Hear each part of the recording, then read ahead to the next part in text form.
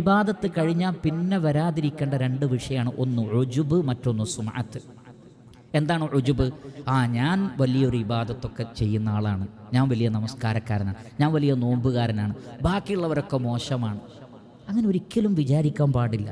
ഇപ്പോൾ ഒരാൾ ധാരാളം സുന്നത്ത് നോമ്പ് നിൽക്കുന്ന ആളായിരിക്കാം, സുന്നത്ത് നമസ്കരിക്കുന്ന ആളായിരിക്കും.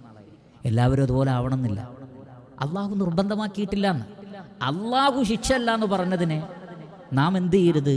അതിൻ്റെ പേരിൽ വേറൊരാളെ കുറച്ച് കാണരുത്. വാജിബ് മാത്രമാണ് വാജിബ്, ഫർള് മാത്രമാണ് ഫർള്, അല്ലാത്തത് സുന്നത്താണ്, മുസ്തഹബാണ്. ചെയ്താൽ അവർക്ക് വലിയ കൂലിയുണ്ട്, ഉപേക്ഷിച്ചാൽ അള്ളാഹു അവരെ ശിക്ഷയിൽ നിന്ന് ഒഴിവാക്കിയിട്ടുണ്ട്.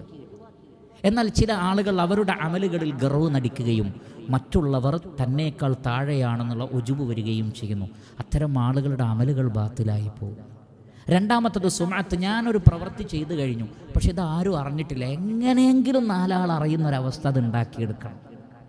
അപ്പോൾ അയാൾ പിന്നീട് പിറ്റേന്ന് താൻ നമസ്കരിച്ച എണ്ണം, അതിൻ്റെ വണ്ണമൊക്കെ എങ്ങനെയെങ്കിലും ഒന്ന് പറഞ്ഞിട്ടില്ലെങ്കിലും സമാധാനം ഉണ്ടാവില്ല എന്നുള്ളവർക്ക് പറയുകയാണ്.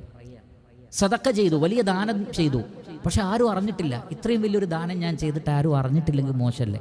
എങ്ങനെയെങ്കിലും ആരെങ്കിലും ഒക്കെ അറിയിക്കുകയാണ്. അതിനാണ് സുമഅത്ത് എന്ന് പറയുക. താൻ ചെയ്ത ഒരു അമലിനെക്കുറിച്ച് ആരെങ്കിലുമൊക്കെ ഒന്ന് പറയുകയും അറിയുകയും വേണമെന്ന് പിന്നീട് ചിന്തിക്കലാണ്. അത് അമലിനെ ബാത്തിലാക്കി കളയും.